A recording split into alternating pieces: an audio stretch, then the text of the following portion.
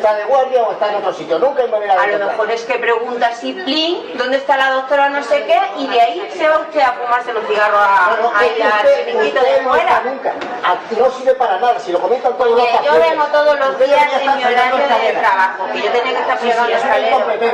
Y usted debería de hacer su trabajo, aunque no vaya a andar, pero por lo menos trabaja un poquito y vaya al gimnasio. Sí que voy, porque es lo único que me importa. ¿Sabe la lesión que tiene? ¿Quiere que se la diga?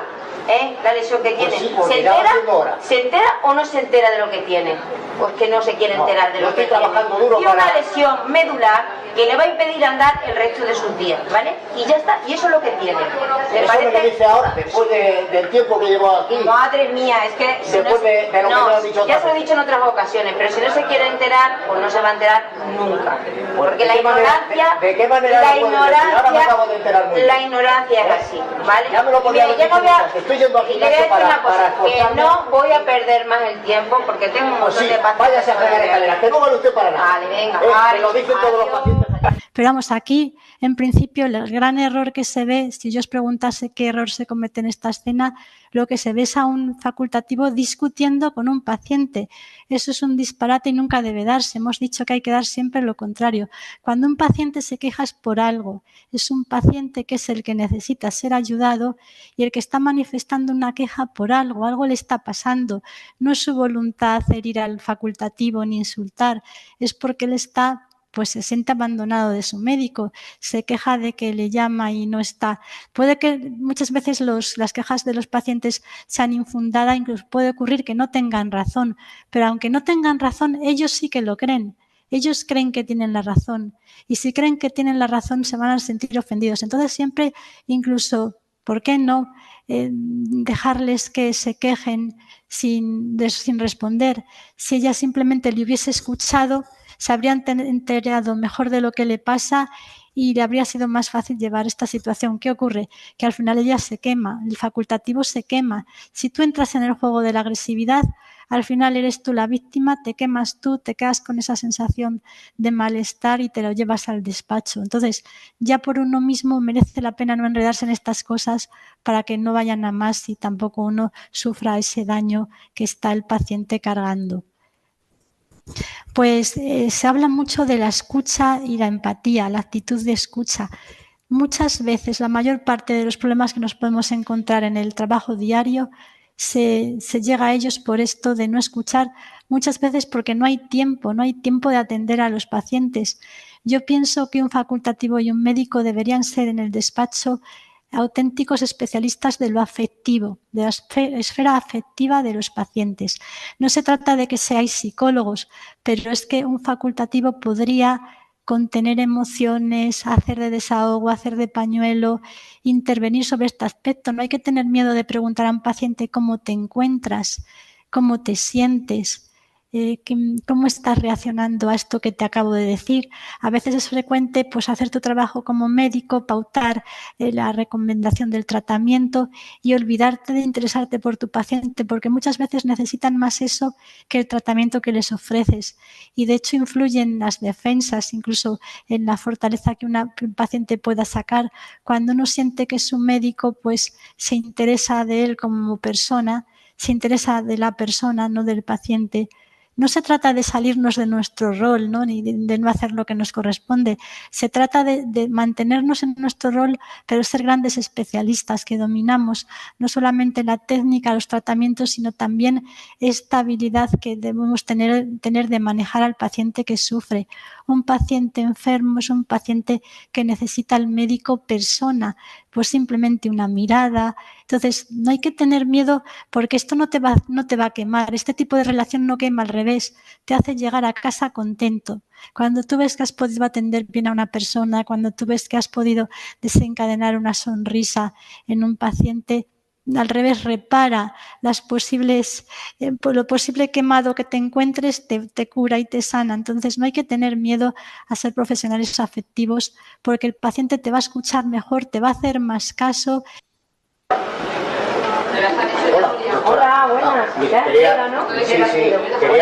Quería hablar con ustedes, llevo un tiempo intentándolo y no he podido. ¿Pero sobre qué, Alfredo? Pues sobre lo que me pasa, a ver qué posibilidades tengo y cuál es mi situación real.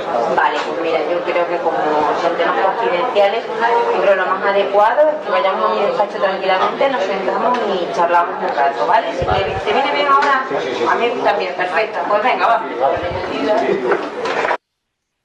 Este vídeo lo he escogido por el tema del despacho. Si estamos hablando de ser profesionales afectivos, no podemos serlo en el pasillo del hospital, porque ahí el paciente ni te va a contar lo que le pasa, ni va a mostrarse pues, su malestar, sus emociones, aparte de que es información confidencial que solamente tiene que recibir tu paciente. Entonces, es un privilegio poder ver a alguien en un despacho. El despacho te da privacidad, te da silencio, te hace poder centrar todos tus sentidos en el paciente, te hace realmente mirar y en este contexto el paciente va a estar más tranquilo también. Entonces es un error que porque tengamos prisa atendamos a los pacientes en los pasillos, tendríamos que organizarnos de manera que siempre todo paciente que te reclama, aunque sea en un pasillo, buscar cómo hacer para poder atenderle bien. Y no es lo mismo en la habitación, fíjate, porque si la habitación es compartida por otros pacientes, aunque haya una cortina entre medias, siempre tiene que haber un despacho en el que el profesional pueda estar con su paciente si es posible.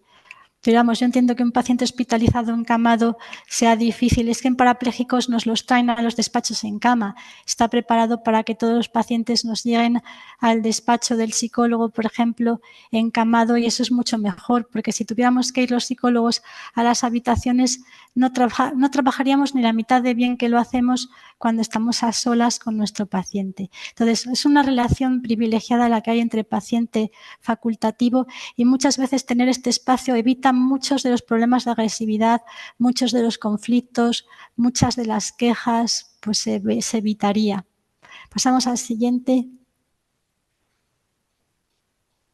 Bueno, una cosa muy importante, cuando hablamos de escucha activa, no nos referimos solamente a escuchar, a hacer silencio para que tu paciente descargue, sino es escuchar quiere decir que me intereso por mi paciente, quiero saber cómo se encuentra y ese querer saber me hace hacer preguntas. La escucha activa es hacer preguntas, es incluso llegar a que tu paciente cambie y te diga él lo que necesita. Es que muchas veces, por ejemplo, tenéis dudas de cuándo dar un mal diagnóstico, cuándo un paciente está preparado para dar una mala noticia, y realmente esas dudas se extinguen cuando tú inicias un diálogo con tu paciente en el que le preguntas, bueno, ¿qué tal estás? ¿Qué piensas de lo que te pasa? ¿Sabes lo que tienes? Un poquito saber qué es lo que piensa el paciente de lo que tiene, qué sabe realmente de su enfermedad o qué expectativas tiene, porque eso es escuchar. Entonces es cuando tú sabes qué le tienes que comentar, de qué le tienes que informar, en qué ves que pueda tener la situación más complicada. Entonces, para poder dar a tu paciente, primero tienes que saber en qué punto se encuentra y escuchar es saber cómo se encuentran sus emociones. Si muchas veces no sabes si está preparado para un diagnóstico, pregunta cómo está, cómo se encuentra, si está. Y si te dice que está mal, tampoco quiere decir que no le puedas dar un mal diagnóstico.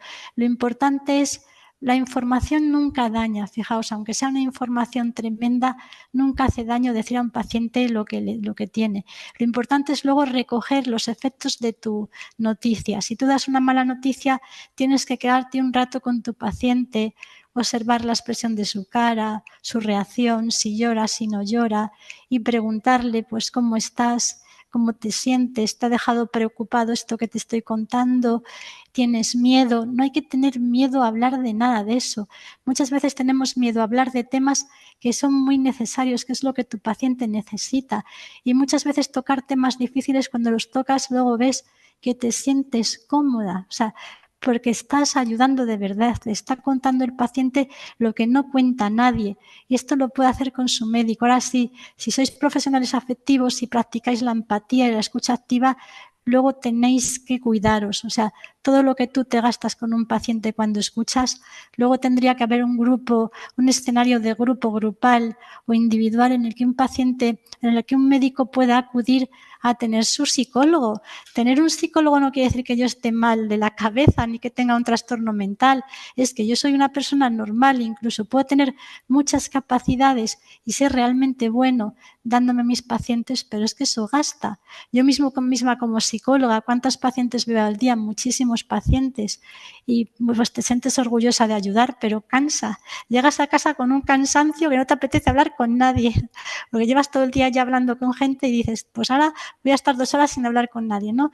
Pero tenemos que cuidarnos y tenemos que pensar que todo lo que hacemos de bien tenemos que encontrar luego en casa la manera de descargar, pues comentando incidencias, hablando con compañeros, yendo a tu psicólogo que te cuida, el tuyo, a los profesionales. Todos los hospitales tendrían que tener psicólogos para prevenir tantos casos tan difíciles para todos vosotros. Y el ejercicio físico, que no es una tontería, además de tener el psicólogo con tu espacio grupal que te atienda a las emociones, atender a ese cuerpo. El cuerpo sufre todo esto y cuerpo y mente van muy unidos. Entonces, escucha activa, pero luego cuidado personal y estar atento a tus emociones. Pues he visto a un paciente al que le he comunicado una mala noticia, le he podido aliviar, le he podido cuidar en su esfera afectiva, pero luego yo me quedo mal. O sea, tú como profesional puedes quedarte afectado, puedes sentirte que algo se te ha removido por medio y tienes que atenderte, prestarte atención y tener un apoyo. Yo siempre digo que un psicólogo siempre ayuda en estas cosas. Pasamos a la siguiente diapositiva.